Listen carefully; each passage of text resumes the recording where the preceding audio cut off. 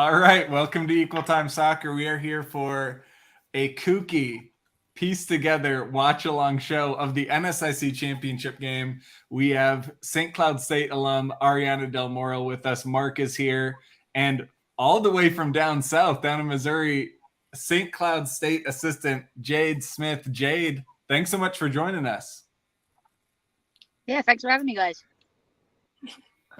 Jade, we'll throw it to you first. You get the first tough assignment. Obviously, this is an all Beaver final. The visiting Minot State Beavers taking on Bemidji. Since we're a Minnesota outlet, we're gonna not be very shy. We're gonna show our Bemidji pride, our Minnesota pride. Tell us about these two teams. What do you think sticks out about how these two teams made it all the way to the championship? Yeah, I think it's going to be a great matchup. Number one, like TJ stepping in up as the interim head coach to Minot. I think he's done phenomenal this season just from when we played him and other teams. Just his energy that he's brought with his team and his passion. I think semi-final game against Mankato, and then Bemidji's always had like a strong hold in the conference over the last few years, and Jim and Mike are doing great things on the recruiting trail and sort of how they're honing in some big key players from their 5th years and 6th year. So I think you've got a relatively young side in the Minot squad versus sort of the veteran squad of Bemidji. So I think it's going to be a phenomenal matchup either way, however it goes. Yeah, and Bemidji coming back last year, they were hosting the tournament I think it's last year, it feels like forever ago, hosting the tournament, and then they fall to Mankato, to Minnesota State. How much hunger do you think carries over from that last year where they lost their chance to sort of get the double, get the regular season and the tournament? Oh, I'm sure it's a massive part. Like, you've got most of that returning squad playing, so they remember that feeling, and I think that's a massive driving force when it comes bringing to those players back and in the spring of the work they put in. So I'm going to say they're not going to want to leave empty-handed on this season by any means, but Minot's ready to spoil the party and show it doesn't matter what seed you are, anyone can walk away with a championship and get that initial berth. So Minot's got way more to play for, because look back through RPI, you've got Mankato and Bemidji probably go into the national tournament, whereas Minot have to win to get in. So by just looking a little bit of how RPI is playing out, so I think there's a lot more on the line for Minot than there is Bemidji. But Jim and Mike and the girls are definitely not going to take it lying down. They're going to want to come away with some silverware heading into the tournament. Right. Yeah. And Ari, let's throw it to you a little bit. You Equal Time followers maybe know you from your years with the Gophers. They might know you for being on Aurora last summer. I think probably the most interesting part of your career, and the one that maybe I've talked to you least about, is you used your graduate year. You're still finishing up your graduate degree at St. Cloud. So you played for Jade, which, by the way, you can launch any questions her way you want. Ari, that's free wheel. But talk about, you joined the NSIC and you'd spent 4 years playing in a different program, different level. What was it like as a player just adapting to all these teams? And a lot of these top opponents can really force you to sort of grind it out. Talk about the playing experience of playing teams like Minot and Bemidji. Yeah, I think when I had that transition, I honestly didn't really know what to expect. And it's crazy to see how you compete against all these teams, and it's different styles of play that you when you play against these teams. And at least what I can remember, like Bemidji, they were very composed and technical. And I think that really forced our team just to, in that time, like defend really well and compete harder. And so I think it for me was very exciting to see that there's a lot of different levels in this in this division. And so you can see teams that are aggressive, teams that are technical, and it's just I think comparing that just from my experience at the U, it was very exciting. And I feel like you still get the same level of, like, you can still get high level competition. And so. And Mark, the teams are lining up for the national anthem right now. We have just a couple minutes before kickoff. Talk about the sort of each team's journey through the bracket to get to this championship spot. Which results maybe seem sort of expected versus a couple surprises in there. Yeah, I mean, Bemidji was in the final last year, as people know, and they went to the NCAAs and had a good run. So no one would be surprised to see them make it through. Minot, I mean, the biggest thing is just that they were able to get a tough result against Minnesota State, against Mankato, and Mankato's done that a couple times this year. They put up, literal like a touchdown score on teams on the bottom of the NSIC. They'll put up tons of goals, but there's games where tougher teams will hold them to like a low scoring draw. And so credit to Minot because they did it in Mankato. And, Mankato, we did a game, we called the game for them earlier this year for, I don't know if anyone could hear me or not, but we did call a game for the stream. And it's a difficult place to play. And you see them printed all the times they've won the tournament. And you're just looking at the banner and it's like this year, this year, this year, this year. So credit to Minot. They stopped that streak. They are not in the final today. Yeah. Yeah. And I think Mark mentioned he and I went to Mankato and broadcast Minnesota State versus Minot actually earlier this year. And the thing that stuck out about Minot is they lived through that early. Mankato was hot early. They were really pressuring high. But if you can just make it through that hot stretch, then essentially after the first 30 minutes, the Mavericks were super uncomfortable and never really composed in the attack again because Minot weathered it. So we'll see if Minot can do that against Bemidji. Both teams are pretty impossible to score against. I think if I pull up the stats, it's, the just in conference play, so taking out the kookiness of non-conference play, Bemidji has only given up 5 goals. Minot has only given up 3, which is just like crazy down in 15 games. And so, yeah, let's hop over. We'll throw on the stream and let's see what happens here. We will keep Jade up as long as we have her. Yeah. Jade, I wanted to ask you about this year. You had a winning season this year at St. Cloud, but the middle, we talk about the top, the NSIC stays somewhat constant, or at least in the last few years, but the climbing up through the middle of the conference seems so difficult. It's so tight. Every team is fighting to compete, to actually make it in the top 8. And like the race this year was so close. You were only a couple of points out. I wonder if you could just talk about the grind of that, trying the teams that are in the middle and how tough it is to try to climb up a tier in the conference. Oh, sorry, Mark, I didn't catch that, what you said. I just wanted to ask how it is to try to fight through the tough slog of like the middle of this conference, like trying to climb up to be a playoff team, it's so competitive in the middle. And so I just wondered for you as a coach, explaining the challenge of trying to somehow take the steps forward to like get into that next echelon of teams. Oh yeah, the NSIC, like coming from playing it to coaching it, it's one of the most competitive conferences in Division 2. So even though like you look at that initial, there's a middle ground where everyone plays some of those top teams. It doesn't matter who's playing who. Like you can lose any game and win any game in any moment. And obviously Ari's like can attest to that too, playing in the conference. So I think you have to go game by game. This year with overtime, you saw a massive change if you go back to previous history of most games were won in overtime, and that came down to teams that had more depth and teams that had way more numbers that typically came out on the top end of those things. So I think you saw a lot more closer games this year because of the overtime rule. But in that tough stretch as a coach, it's just that focus of no team's invincible. There's no team that's not beatable in this conference. And I mean, every team typically as a player, even being in the conference, you always want to get results against those top groups because you want to prove that you're a team that should be up there with them. So I mean, it's just when you go in with that mindset, and for some reason, like our players absolutely dug deep this season and really played tough against those top groups that are in the conference championships, and exciting for us as well, looking for the future of, I can't wait to play them again next season. Ari, talk about the challenge of doing that as a player, of like focusing one game at a time. I know every time you interview a coach, anytime you interview a player, they're like, oh, we're just looking at the next game. We're just locked in. We're only focusing on the next opponent. But that takes a lot of focus, like a lot of emotional and mental discipline. How difficult is that as a player to try and lock in, only play that first opponent, not think about the second game of the weekend, all of that stuff?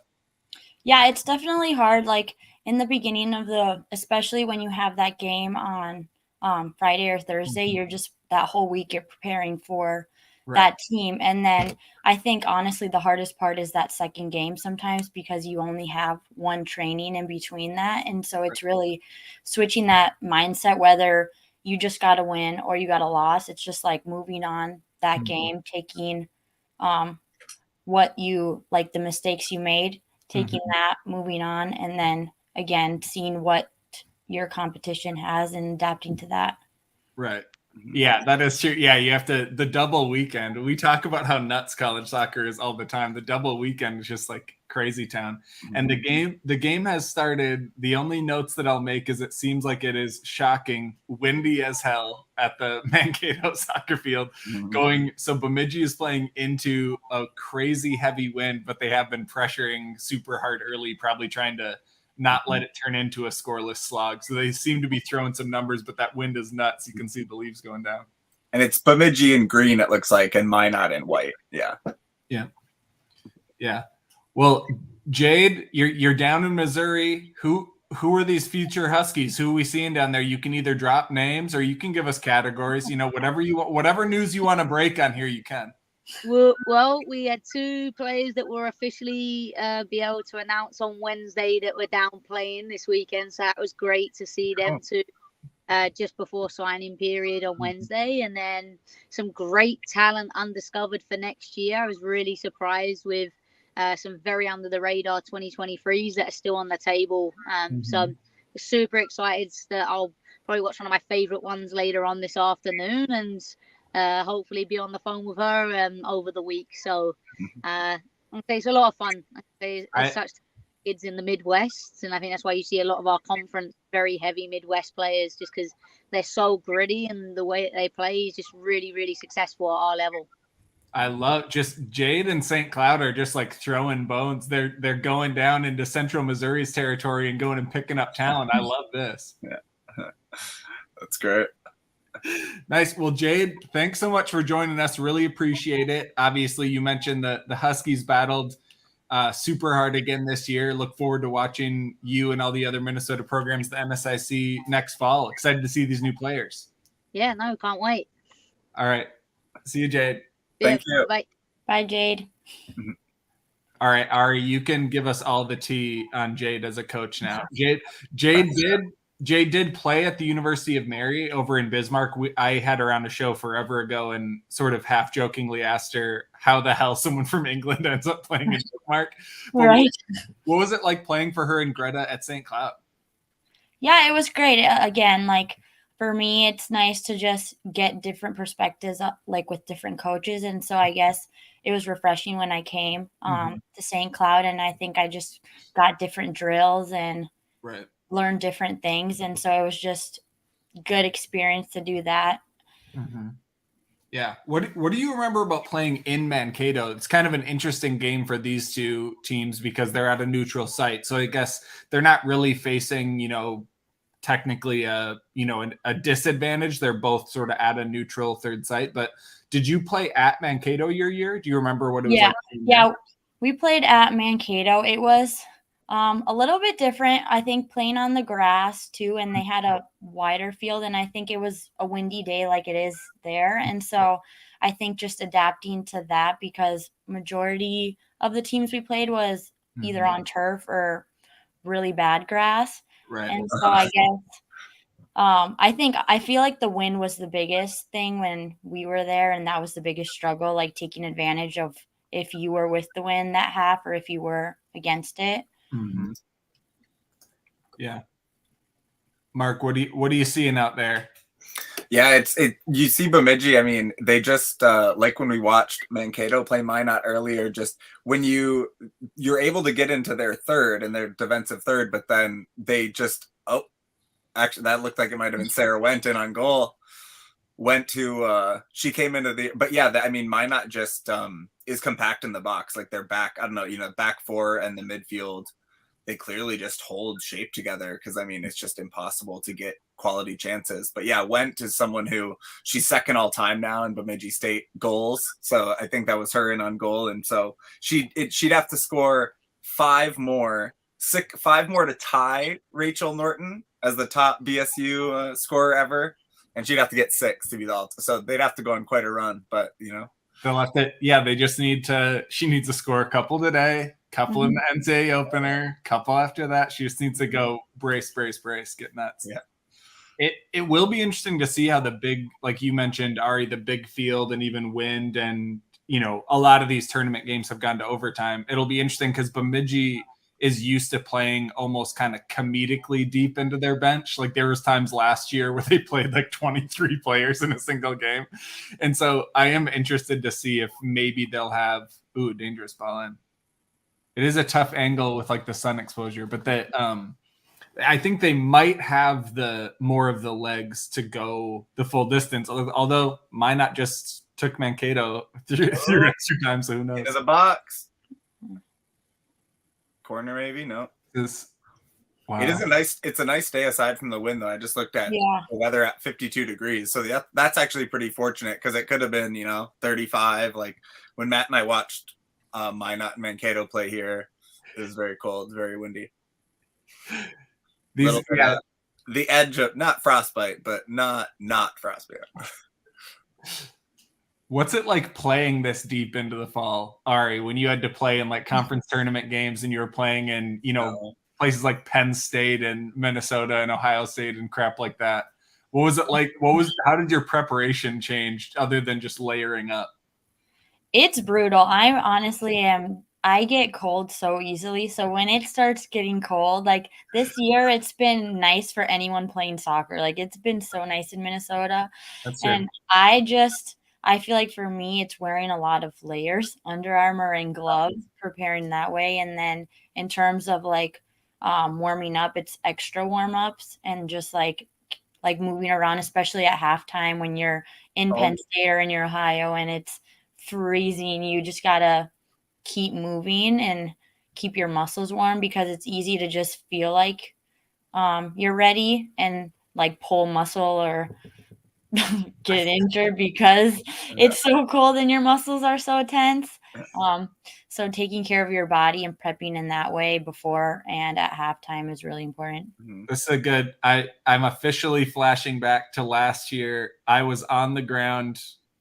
I think I was covering this in person, Mark. I can't remember. Yeah. In Bemidji, it was 28 degrees and there was snow all around the stadium.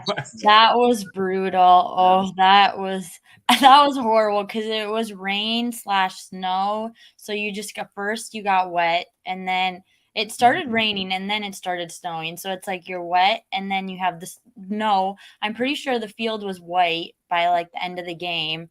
So it's like slippery. Oh, that's honestly the worst weather to play in. I think it was the BSU baseball team that cleared the field. So good job, baseball boys. Are you mentioning like just how clearly you're reacting to having to play in the cold? There's a reason why when we interview players who go play in Texas or somewhere, a third of the time their answer is they just wanted to go somewhere hot. I asked a player about playing for Aurora in the summer, and they're like, "I just can't be somewhere cold." I'm like, "It's in June and July. Like it's hot enough. It's hot as shit in here." In Minnesota, it's extra warm in the summer. I was like, "Yeah, it was warm." Those games, I was happy to be in the press box for a couple of the Aurora games. Although I don't know, there were a couple of heaters with water breaks for sure. Yeah, Ari, in those summer games. Is it like, was that sort of different for you to prepare for too? Like, did the summer temps ever feel like extremes to you, or is it all like, since you're not freezing and having to layer up, is it just kind of like staying hydrated, or did those feel pretty extreme too? Just when you've had to play in the summer? I feel like this summer there were a couple games where it was pretty hot, and St. Louis was really hot. I feel like. Yeah, and I felt like we got a lot of water breaks for the most part for a lot of games, which honestly, I don't remember in the past like having so many, those water breaks. Yeah. So I think that was nice on those days where it was kind of extreme. It just, you feel exhausted after you make one run because it's so hot. But yeah, I know it's kind of crazy how when you live in Minnesota, you have those two sides of it. Like it can be extremely hot or extremely cold. Right. Yeah, I well, in always think- soccer, there's not every sport has to deal with it, but in soccer you do. Yeah. I mean, I don't even know how people have baseball and softball seasons anymore because spring is like, they play triple headers and stuff all the time. Ridiculous. We've seen Minot a few times get some space on the counter. I think they've had an issue sort of making that final pass, but they don't send very many people forward because they all hang back. So it's a really, you have to get everything right because only like 2 or 3 players run forward, and then they've done it once or twice. But if you don't get those connections exact, then you can't recover it because everyone's staying back. So yeah, it's clearly that's the downside of their style. And these 2 teams did play only a few weeks back. It was actually the second to last game of the regular season for both of them. They tied 0-0, shockingly. Both just really stout defenses, but that was at Bemidji. Of course, the difference today in tournament play is that they would go into extra time, so there's at least a little more time to see if something happens. But I don't think either team would be shocked if it had to go to PKs. I mean, Minot to beat Mankato had to go to PKs, so we'll see. Minot did get a really strong opening round win, 3-0, so that's a good, convincing confidence booster. I have to imagine anyone getting a result in Mankato has to be a nice one too. Ari, what's the vibe? Like, you showed up and you didn't have years and years of rivalry feelings, but then you have to like create rivalry emotions. Yeah. You have to like amp it up for yourself. What were the ones for you as St. Cloud that you guys got up for? Like, what were the games that you all got up for? I do think Bemidji and Mankato for sure were up there. I think just knowing that they're at the top, and I guess the mindset sometimes is just the underdog. Like, they have more to lose because they're always towards the top. And so I personally think, and like hearing everyone, those 2 are big rivals just because they're really good, and they, again, that consistency. Yeah. And talk a little bit about, like, I think for a while what we saw was Bemidji was able to win like regular season games, but in tournament time, Mankato had a little bit more.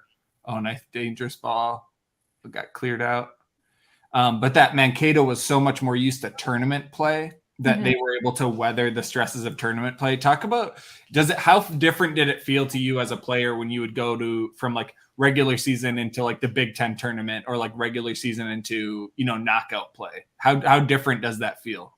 Yeah, it's very different. You have to really change your mindset because it's like you're in or you're out now. Like, every game matters. And so it's like taking trainings, prepping before that. Everything is taken to a whole nother level. Like, the season is dependent on that. And so I think when you're playing in the games, there's a lot more pressure, and just really, you can't give up mistakes. You can't give up silly goals, and you have to make the most of the chances you get, because when you're competing against these high level teams, it's like you won't always get a ton of opportunities. And so capitalizing on those chances is very important.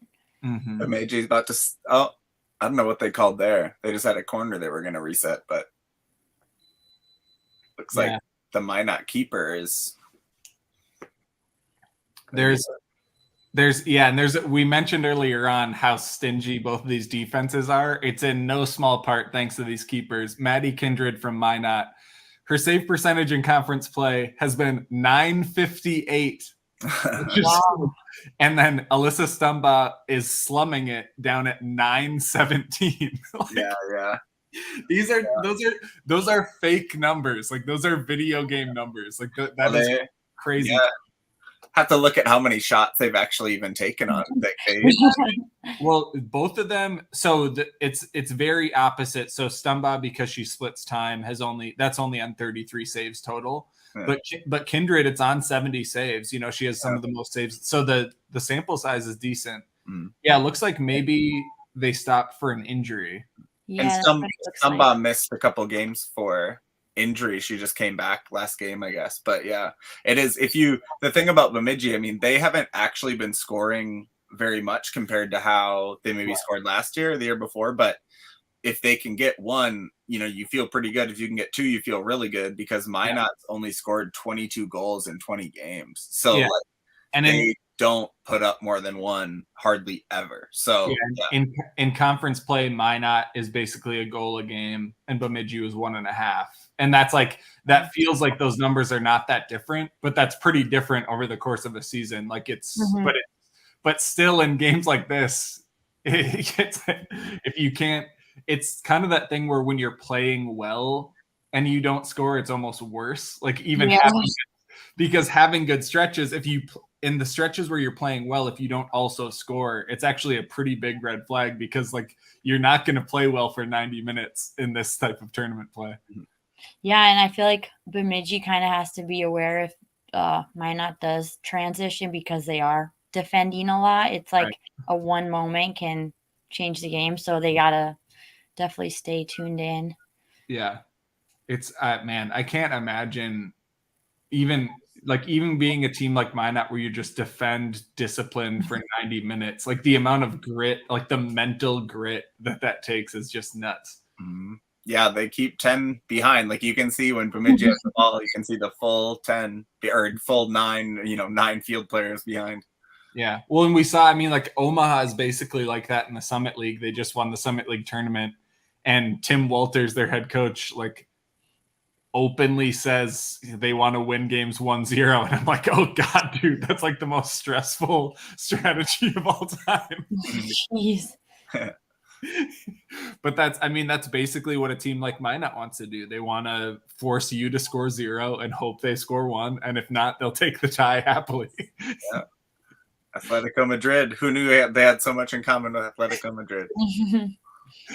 Do you remember 15 minutes in, it's like when we watched Minot a couple weeks ago, they muck it up, man. They take bits, but all the game has been between the boxes. There's been basically nothing in the box. And top level, the things to watch in any like decent level college game is, what does this first 20 minutes look like? Because that's all the starters. And then once subs start happening, how do teams adapt to that sort of chaos moment when your assignments change, combinations change, chemistry changes? So it's like the first 20 and the second 20 are really the, like, can Minot, and it's like 3-on-6. Ooh. Yeah. Oof, that is tough. What are your best postseason memories, Ari, in terms of like either in college or it could be like high school state stuff or something, like knockout soccer? What do you remember? Postseason, definitely the Big Ten tournament when we won that. That was just a great feeling. And even after like PKs, like the excitement, and that feels like a long time ago. Wow. it feels like forever ago. It is a while ago. Yeah. But that was probably is that your sophomore season? Yeah, sophomore. So that was quite a bit ago. 4 years ago. And in that one, do you remember? So when PKs are going to start, you're in the final. It goes to PKs. PKs are going to start. Do you remember how long into the order the team had set up? Like, do you remember if you were in the order or not? Like, if the team had to go to 15 or 12? Yeah, no, because we would practice PKs all the time. Yeah. And like when it came, we had the top 5 picked, but we didn't have like past that picked. And so that was kind of the stressful moment. You kind of had to be mentally ready. And like personally with me taking a lot, like practicing a lot of PK, because we would get rated on how confident we felt about taking penalty kicks, obviously. And so my number was really up there, but overall every player, if your number's up there, you have to be tuned in, whether if you have to step up and take a kick, if you pass the 5. What number do you think you would have been? I don't even remember how deep it went. I think it only went to 5. It went to 5. Honestly, I can't remember. I think even for our last couple, like a few of the people on there, I honestly think some of it was just in the moment, kind of like decisions. Like some people, who's ready to go? Yeah, who's ready to go? Like if you're mentally there too in the moment, like take it. The only thing I remember Steph saying, head coach at the time, Steph Galan, saying is, in that moment at the end, like you're saying, Ari, the coaches would like look at players' eyes, and if you could tell they just didn't want to take it. Like, I don't know who the players were, but like all I ever heard was that like very star level players, at least one or two of them were like, I can't take one. Like I'm not there. I'm not mentally in. Well, and I know Maddie too gave a lot of input just because, again, we practiced them so much. And the people that she, obviously, when we practice them so much, it can be easy for her to know who it's like where we're going to go. And so she definitely gave input, I remember, to Steph, like who is unpredictable and like very consistent. Mine had a great run into the box. They've actually had more of the little moments, but it's still it's freaky. That was wild. Really good. Yeah, really good take by that Minot attacker to dribble all the way in. Yeah, Ari, how many times have you had to actually take a PK in a game? Honestly, not a ton. I took one in St. Cloud. I almost honestly would have taken one if we would have gone to PKs this summer. Yeah. But I haven't really taken. I took some in club. Like I guess we just haven't. There hasn't been a lot of PK at the U. I feel like we haven't gone to PKs honestly ever besides that. Well, and you're not exactly the type of player personality that would be like, all right, screw all the rest of you. I'm taking this PK. Yeah, no, because definitely Nicole. This summer towards the end when we were taking them, and like she's like, you should go up and take one if we get another chance. And at that point, it was already we had last couple games left and no PKs. So right. All right, hold on. We'll tell every single keeper watching this show to tune out. So no keepers are watching anymore. What's your PK strategy? What's your what would you? We have to take a PK in 10 minutes. You have to send one of these teams to the NCAA tournament. What's your placement strategy? What are you low and away? Do you go high? Do you get cheeky? What's your strategy? My strategy. I feel like I don't think too much about it. I don't look at the goalkeeper, and I stick to one side and more lower. I don't risk taking it up higher. Just use my inside. Mm-hmm. All right. That's all I'm saying. Don't want to get too much. I mean, look, your teammate. I mean, give us your thoughts on Mayu's PK this summer when she walked it up as slow as I've ever seen. That's like a South American thing. Would be like a really cheeky Latin player doing that. That was insane, and we were shocked she was taking it. Yeah, no, I mean it is that. Also will probably be one of my favorite memories. But at practice, the week I think before, we had gone into teams, like groups, and like competed, like we were all in penalty kicks and competed against each team. Yeah. And so then the top two teams that made it to like the final, the people that were sitting out were just like being distracting and loud, like as if they were so when my U went up, they were like making fun of her because it took her a long time again to take the PK. And I think it's just funny that he did it in the game and everyone got to see it because during practice, we're like step. Like everyone was just giving her so much crap and she's laughing about it. But like still focused. Credit to Nicole for taking it though. Yeah. Did she always take the PKs like that? Or did she take them practice every single time? I think the day of the game, though, she definitely took longer, but at practice, she would always take like a decent amount of time. Like 10, maybe it's only 5 seconds. It felt like 10, and it felt long that game.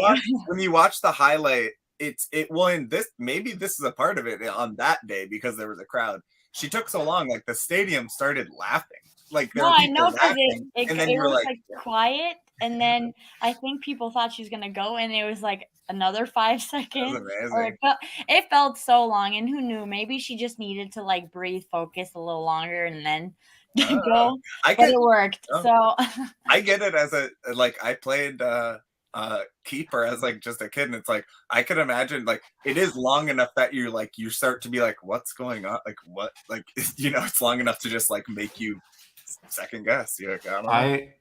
I had no idea that's how she took them because I was at training a decent amount, but not all the time. And I don't, if I ever saw that in training, I definitely forgot it.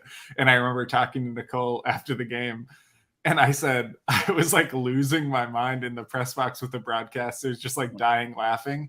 And the coaches she said the coaches were like dying on the inside too, because they knew once they chose her to do that, that's how she was going to take it. Yeah. And so they were just standing they just kept looking around at the stands, like to see how the stands were reacting, because they were confident she would make it, but they also knew like how she would be doing the approach. Ari, talk about that, like it, because that some coaches would be like, don't do that, or they wouldn't pick her to do it because that's how she does it. But it's like, so it always, and then, you know, that along with the fact that the team like did like choreographed celebrations, which again, like some coaches would be like, knock that shit off. Like, but it was so fun. And there is also there's 6,000 people. It's like, give them a show. We loved it. But so I don't know, what was that different than other teams you'd been on? Like that they were cool with that. Like they would pick Maya to do the swaggy PK. Like, was that a unique thing? It seemed like it.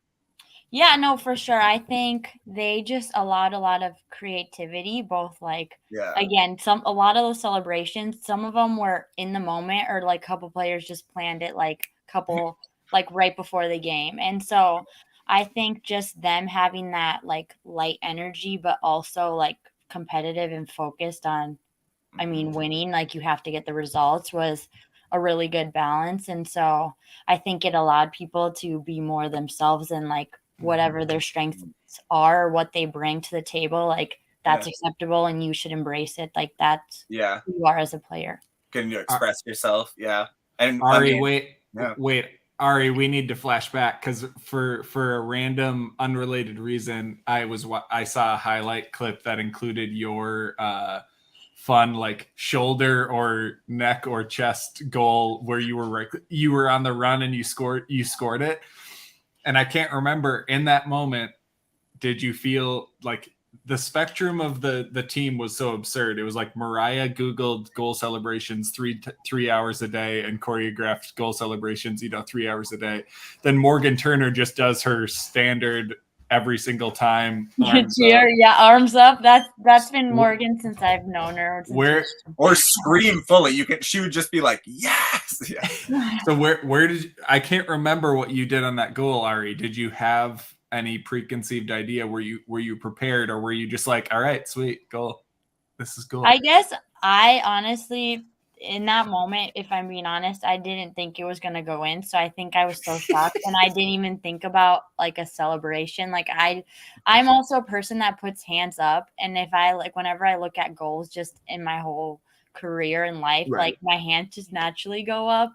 And so I think that moment too, like I didn't even think of a celebration. And again, I think Mariah was a lot and instigated a lot of those. And so I think that every time she was on the field, she definitely brought that excitement and the celebration piece for sure.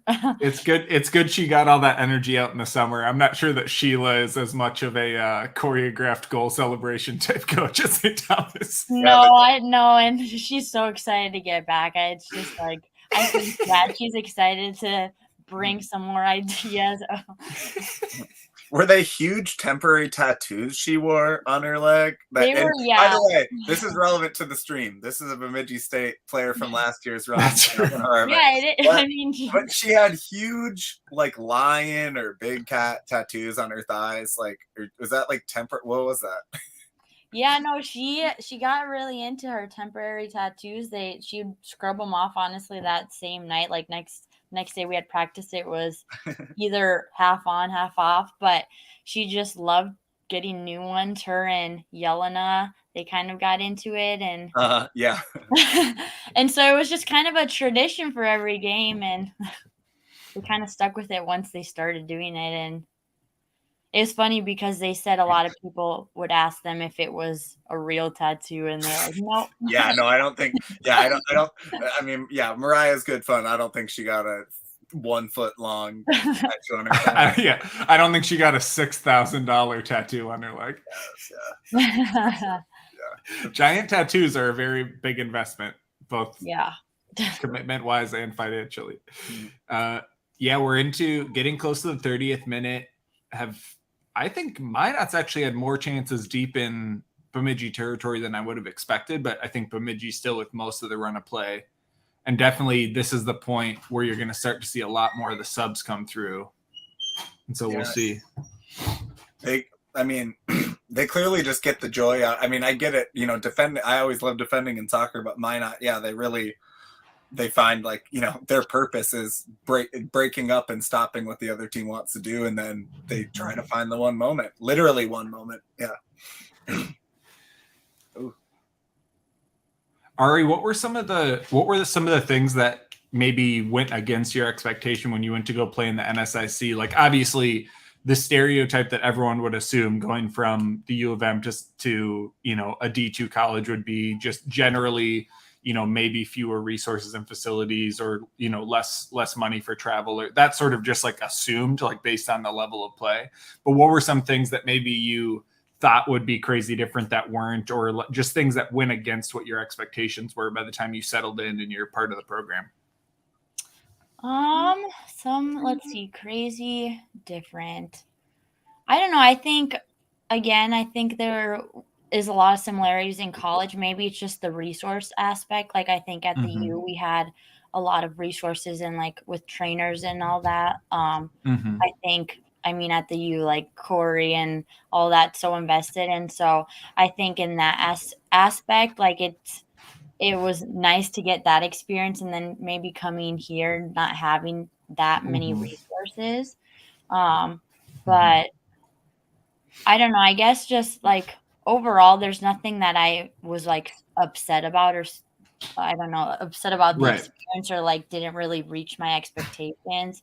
I think if anything, like in terms of soccer, maybe the biggest difference is sometimes just that like technical aspect of it. Like, but again, like teams like Bemidji, you see that they're very, very technical, and they have speed of play. And so it's like you do see all kinds of teams like that. But I think maybe that was like one thing that for me was the biggest difference, comparing it to at least my experience at the U. Yeah. The fun thing for even just like the equal time sphere seeing in the last year has been, I think we at Equal Time, like there's a reason we want to try and cover D2. Eventually we'd love to be able to cover D3. We added St. Thomas when they went D1, is because I think you can see high quality players, high quality play come at different levels. And I think like this year, 2 transfers at St. Thomas and the U, I think really demonstrate like how there's still competitive soccer, outside of the Power 5, outside of D1. Mariah Wynn goes from Bemidji, which is D2, high D2, but good D2 player. She's an impact player immediately, for a Summit League team D1. And then Gabby Cesaroni, who is a D3 All-American, and granted a pretty unique case, but is immediately an impact starter, for a Power 5 team, which is just like kooky, like full kooky, like crazy town, like amazing story. So I think it's kind of fun to remind people, because I think there's tons of stuff that people assume, or they think like, going to one program means one thing, and you have to be, if you don't go to a certain program, you're not good enough for something. And I think we try to dispel ideas like that, just because like there can be, bangers of a goal in like any game. You can find good, Yeah, no, for sure. I don't know. I think sometimes you hear obviously Division 1, Division 2, and Division 3, but again, like I think they're, at least from now having experience from both, like you can see high quality players anywhere. And I think that's really cool to see, like how just, I don't know, you can, again, the high competition is everywhere, and it's just what you make of it, and just, I guess, the team, like as a whole, what the team does and the focus of the coach. But right. Yeah, I did talk to I talked to one former Gopher who transferred to a different D1, and did mention, and I won't name her or the other program because it involves a little bit of negativity. She did say one thing that was different was having been at a program like the U of M, where there's a lot of pressure to succeed, a lot of individual pressure, which obviously comes with a lot of negatives too, a lot of like anxiety and stuff that comes from that much pressure, but the commitment to sort of being invested and improving yourself and lifting and eating right, and the amount of time and energy and how hard you go in practice. She said, going to a random mid-major that she went to where no one gave a shit was pretty dramatic. Like the idea of wait, you guys think like this is working hard? Like I came from a program where we were like, and she was someone who never even played at the U, you know, but she was still like busting her ass and like working. And you were someone who played from like day one. You know, when you mentioned 2018 and 2017, it's like that's when I started covering the team too, like freshman Ari Del Moral, freshman Athena Kuhn, you know, like the young crew. But I do think it is like you said, it's up to the coach to set that expectation of, you know, what does it mean to be part of this team? What's the level of commitment? Like all those things, and not in like a crazy way, but in like are we all having the same expectations kind of way? Yeah, for sure. Yeah, especially I remember the players on your Aurora team, like, you know, we're like, where did Shaw play? And you're like, some NAIA school. I saw that, and I saw on Twitter the reason Mayu came into my mind too is because I saw they transferred up from community college to, I think it was Memphis, for Memphis in the American Conference. So no, they're at or Southern Memphis. Mayu's at SMU down in Dallas or whatever, and they're in the championship game for the CAA, I think. It's the American. Oh, American, yeah. Ari, what do you remember about road trips in the NSIC? Taking the bus way out to, I mean, what's the longest one, to like Wayne State for you maybe or something? If I'm being honest, I can't remember which one was the furthest one, but I'm from Minnesota, and I learned a lot about Minnesota. I hadn't been to any of these places like ever, so it was just a whole new world for me. I'm like, wow, this is still Minnesota, but it's like 12 hours away. Why weren't you? I don't understand why you weren't going to Crookston before. What was holding you back? What was holding you back? All right. Yeah, I don't know. That was like a very big shock to me. I remember like telling even like former teammates from the U, like, wow, guys, I am just going to all these places that I've never been to. Like, we drive so many hours in Minnesota. Yeah, you're like, it's still in Minnesota, but I've never been here, never have even thought about the idea of going this far. And You're talking to people who grew up playing at Crookston, you know, once a summer by the time they were 6 years old. So we used to have to play in basically all of these NSIC towns. Their refs were homers, by the way, as ours were as well, because they're all the dads of the players. So yeah, no, the Crookston refs I remember were terrible, but as were ours at home. Yeah, ours were bad. Ours were very bad for us, and like which we didn't like. Yeah. Yeah, I suppose. Yeah, I suppose you don't go to every single team every year because there's some homes and some aways, but you go to like, you had the Crookston experience. Which other ones did you have? Like Winona and Duluth and Marshall. Winona, Duluth, obviously Mankato. I think we went to Minot came to us. I'm trying to think. What are the other teams? Mary. Northern State. Augustana. I think. Did you go to South Dakota? Yeah, Augie would be a tough trip. We went to Augie. I didn't go to a lot, but I still was shocked. I love that though. I mean, look, it is like we went to college in Morris, and it was like I had not spent hardly any time in really Western Minnesota, and you are like, God, this is very different. Like you're like, don't swim in the lake. The water is not clean. Farm country. It's Ari. I had even more extreme bus trip scenarios than you playing D3. We'd be driving to like rural Illinois, and I'm like, guys, why are we going here, man? It's weird. And for what? Yeah. We could lose in Minnesota. Why are we going to lose in rural Illinois? Yeah, you could see there. So before the game started, they had a profile that showed like the stands a little bit more, and it did look like there's plenty of people there. So I don't know, whether it's all the Bemidji folks. That's a kind of a long drive, or like Minot's a real. It'd be hard to imagine how many Minot folks drove down, but that's far. Yeah, let me. And I'm not sure that Minot really has any Minnesotans either. Some of these programs have. Oh, they have. They have at least one Sam Anderson from Edina. Yeah. And I feel like Bemidji had, at least when they played at St. Cloud, they had a pretty good crowd. Mm-hmm. Yeah. They did well with the tournament last year, even though it was so snowy. Like you could hear the crowd in the stream. Like people showed up, and yeah. I mean, Bemidji is a real college town. Like it's the smallest. Well, maybe Marshall, I guess, it was Southwest Minnesota State, but like really small. So like BSU is the real pride of that place. Yeah, for sure. Oh, you mean for like towns these schools are based in? I mean, because Mankato and Duluth are way bigger than Bemidji. St. Cloud's way bigger. By their standards. Yeah. Mm-hmm. What was it like living in St. Cloud, Ari? What was your favorite part? I would say the people. Yeah. I think the people made it a great place. I think I pictured it again.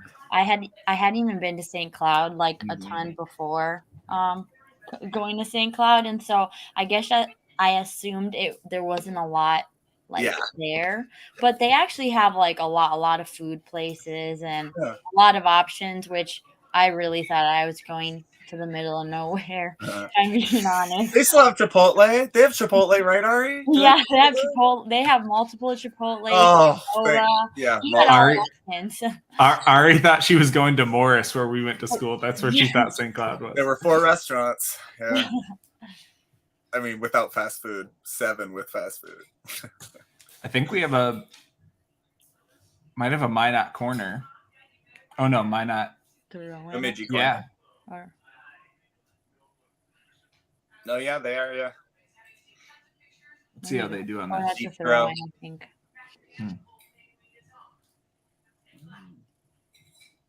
I'm curious. I just thought of this, Ari, in the side, like some of the players are wearing long sleeves. I don't know if it's Under Armour stuff or if they actually have long sleeve shirts. Did you have both long and short sleeve shirts when you played like at St. Cloud? Would they be able to just be like, no, here's a long sleeve? I wouldn't think so, right? No, sadly, I've never been on a team that the jersey has a long long sleeve, because I would love that. You had even in the summer.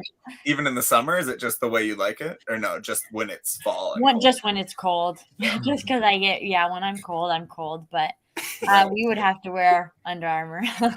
Or gloves. You wear little gloves. Yeah. It did feel like basically in high school soccer, by the time you got to playoffs, like we'd inevitably have snow every year. Felt like, or like a dusting at least. Yeah. Mm-hmm. So yeah, did you play in the state tournament, Ari? Did you play in the indoor stadium? I didn't. So I started playing high school sophomore year because it was like a law thing that I couldn't. And so I think the 3 years, like our biggest rival there was Benilde St. Margaret's, and so we like barely would make it because of that. It was just a close one. We can turn this into a Benilde hate show. We can pivot hard. Ari, you can get your high school feelings out. No, it's been too long. I honestly that feels like another lifetime ago. Are they the Scarlet Knights? Is that them? That sounds right. Yes.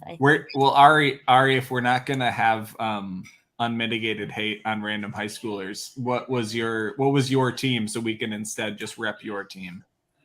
My team was Totino Grace. Okay, here we go. This is Mark and I were college roommates with the Totino grad. We'll allow it. Oh, wow.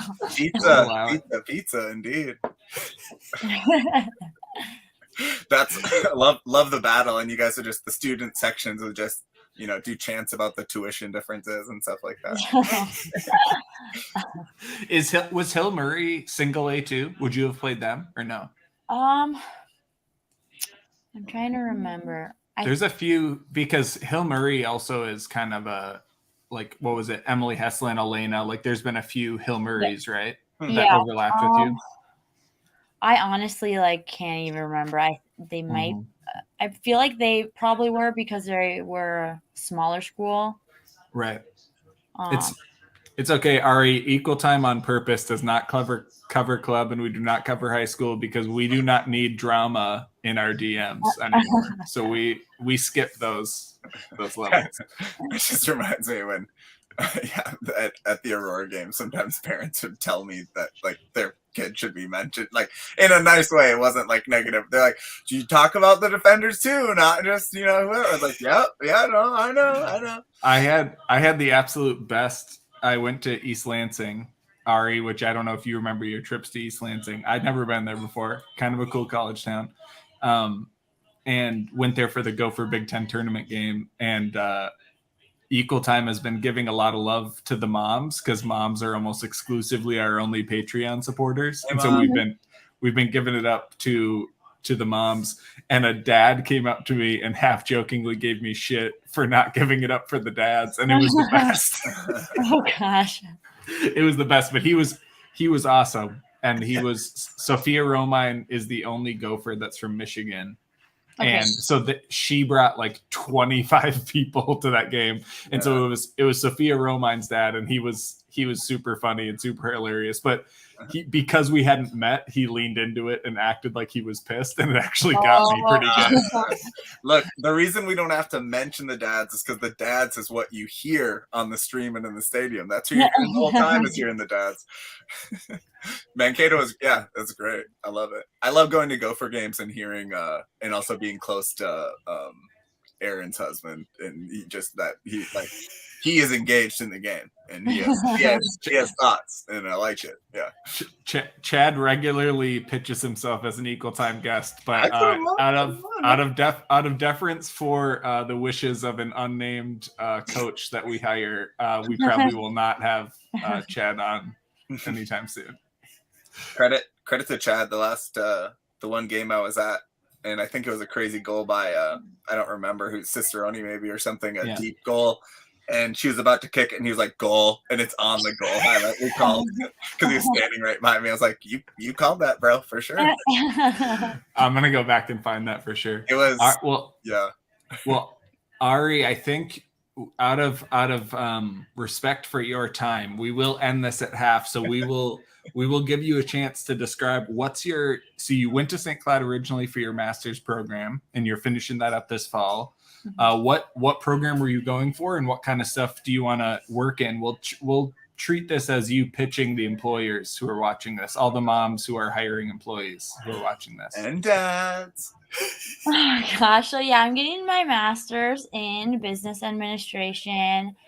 Currently, I don't have a job set up, but I would love to keep working with sports. I think working with a professional sports team in some aspect of like the business side would be very interesting. And again, I really love the culture of sports. I think you get that excitement to help the players and do everything you can to really allow them to just play the game, have fans, do everything for them. And so I think that is essentially what I hope to do. Not sure exactly where. Maybe, I don't know, maybe we'll find spots in Aurora in the future when I retire. We can't. I mean, either you're making an announcement or you're making an announcement, Ari. I mean, we can't have you retire from playing half-heartedly, of course. But that's great. Sports teams, be on the lookout for Ari. Ari, I'm sure we'll pull you into Equal Time coverage because of your sports expertise again as well. Looks like we're ticking down the seconds here. Maybe Ari needs to help Equal Time run its soccer business.